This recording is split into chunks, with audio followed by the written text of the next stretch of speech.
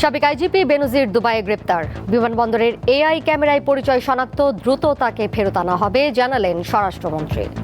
আনুষ্ঠানিক extradition request প্রেরণ করে এনসিবি আবুধাবির সাথে সমন্বয়পূর্বক অতি দ্রুতই তাকে বাংলাদেশে নিয়ে আসা হবে।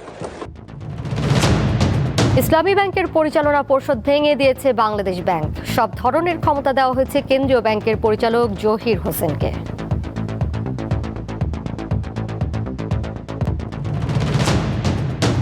কুড়িগ্রাম ও চুয়াডাঙ্গায় বিএসএফ এর পুশিনের চেষ্টা, বিজিবির বাধা।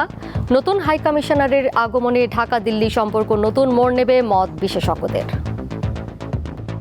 ভারত বাংলাদেশ সম্পর্ক যেরকম অবস্থায় দাঁড়িয়েছে এবং এর ঐতিহাসিক যে প্রেক্ষাপট, এখানে একটা রাজনৈতিক প্রজ্ঞার দরকার আছে। রামিসা ধর্ষণ ও হত্যা মামলায় মৃত্যুদণ্ডপ্রাপ্ত সোহেল ও স্বপ্নার জেল আপিল গ্রহণ করেছে হাইকোর্ট। দ্রুত পেপার বুক প্রস্তুত করার নির্দেশ।